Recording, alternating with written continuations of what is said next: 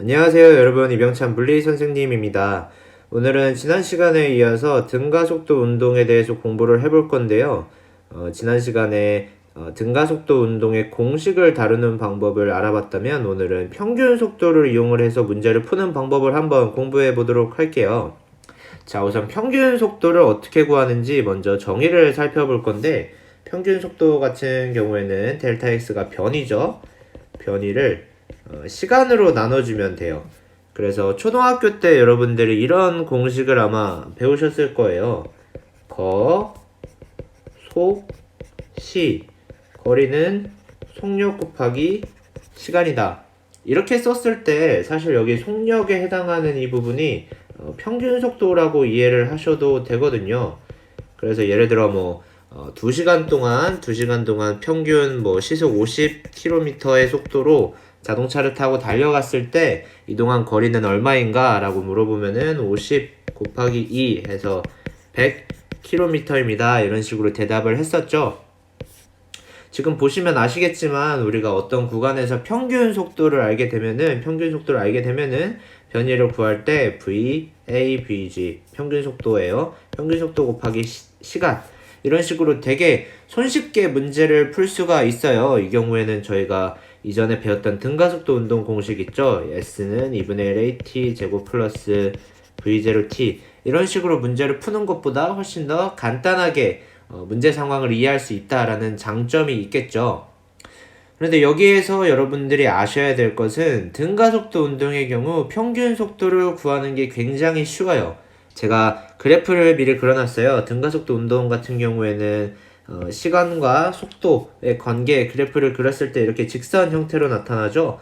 그래서 기울기가 가속도인 그런 그래프가 나타나게 되는데, 왜냐면 속도가 이제 v0 플러스 at 이런 형태로 나타나기 때문에 직선으로 나타낼 수 있어요. 그래서 어떤 시간 t1에서 속도를 v1이라고 하고 t2에서 속도를 v2라고 했을 때 지금 이 구간에서 평균 속도를 한번 구해볼게요. t1부터 t2까지 시간이 이동하는 동안 평균 속도를 구해볼 건데, 이때 변이를 먼저 구해야겠죠. 변이 같은 경우에는 그래프 아랫면적 A가 곧 변이가 될 건데, A를 어떻게 구하냐면은 이게 지금 사다리꼴이에요 여러분. 사다리꼴이기 때문에 이 길이가 V1, 이 길이가 V2, 그리고 요 아래가 델타 T인 그런 사다리꼴이 되겠죠. 사다리꼴의 넓이를 구해보면은 2분의 1 V1 플러스 V2 곱하기 델타 T, 이렇게 계산을 하면 되겠죠. 그죠? 그럼 평균 속도를 구하는 방법은 되게 쉽죠. A를 델타 T로 나눠주면은 이게 평균 속도가 돼요. 이게 변이라고 했으니까요. 맞죠? 근데 델타 T는 여기 들어가 있기 때문에 그냥 간단하게 2분의 1 V1 플러스 V2다.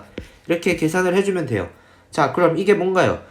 V1에서 V2로 속도가 변하는 동안 그 구간에서 평균 속도는 V1과 V2의 중간값이다. 이렇게 생각을 하면 되겠죠? 그래서 예를 들어서 어떤 물체가 처음에 10m/s로 출발을 해가지고 특정한 시간이 지난 다음에 20m/s가 됐다라고 하면은 이 구간에서 평균 속도는 가속도가 뭐든지 아니면 걸린 시간이 뭐든지 이런 거랑 전혀 상관없이 그냥 15m/s가 된다. 이렇게 이해를 하시면 되겠어요. 그죠? 평균 속도 구하는 거 굉장히 쉽죠? 그런데 여러분, 여기서 한 가지 여러분들이 또 주의를 하셔야 될 건, 이건 등가속도 운동일 경우에만 성립을 해요. 등가속도 운동만 성립을 하는 식이고요.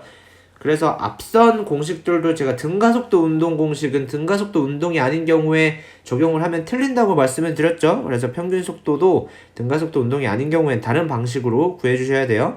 근데 등가속도 운동인 경우에는 지금 보시는 것처럼 굉장히 편하게 평균 속도를 구할 수 있기 때문에 이 평균 속도를 이용을 하면은 마치 초등학교 때 거속시 이런 되게 쉬운 문제를 풀듯이 문제를 해결할 수가 있다는 거예요. 자, 그러면은 예제를 통해서 한번 다시 어떻게 적용을 하면 좋을지 설명을 드리도록 할게요.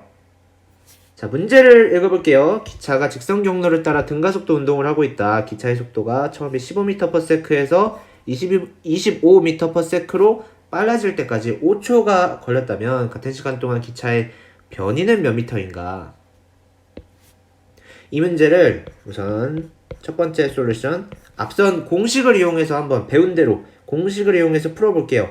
이게 시간이 주어졌으니까 5초라고 시간이 주어졌으니까 첫 번째 공식을 이용을 하는 게 좋겠죠. 일단 공식을 이렇게 써보면은 자, 첫 번째 식을 한번 먼저 써볼게요. 이게 25m/s가 나중 속도고 처음 속도는 15m/s이고 거기에다가 a 곱하기 5 이렇게 됐으니까 a는 뭐 보시면 2m/s 제곱 바로 계산되죠? 그래서 가속도 a 2라고 구했고요. 변위를 구해보면은 2분의 1 곱하기 2 곱하기 t는 5니까 25 플러스 v0는 15니까 15 곱하기 5 구하면은 얘는 25고 얘는 75가 되겠죠. 그죠? 그래서 합치면 100m다. 이렇게 100m라고 구했어요. 그죠? 자, 그럼 같은 문제를 이번에는 평균 속도를 이용해서 구해볼게요. 평균 속도. 처음에 15m/s로 출발해서 나중에 25m/s가 됐다라고 하면은 평균 속도 얼마라고요? 중간값이라고 했으니까 이 구간에서 평균 속도는 20m/s다. 근데 5초가 걸렸대요. 5초가 걸렸다고 했으니까 곱하기 5를 하면은 100m. 바로 이렇게 답을 구할 수가 있어요.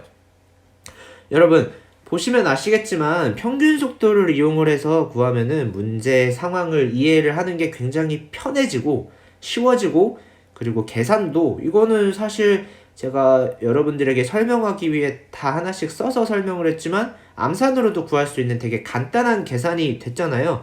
그거에 비해서 첫 번째로 우리가 공식을 이용해서 풀었던 기존의 방법을 한번 다시 보면은 가속도 같은 경우에는 문제에서 뭐 구할 필요가 전혀 없는 물리량인데도 가속도를 먼저 구해야지 제대로 공식에 대입을 할 수가 있었고 뭐 여러 가지로 좀 번거로운 계산 과정을 거쳤다는 걸 알 수가 있겠죠.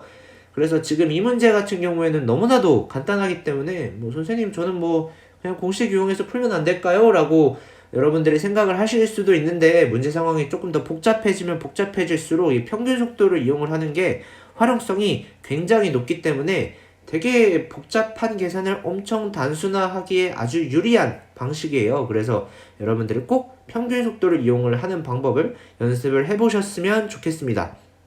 자, 그럼 오늘 수업은 여기서 마치도록 하겠고요. 다음 동영상에서는 제가 자유낙하 운동을 분석을 하고 그거를 지금 평균 속도에서 했던 것처럼 문제에 조금 손쉽게 적용하는 방법까지 설명을 드리도록 하겠습니다. 여러분 다음에 봐요.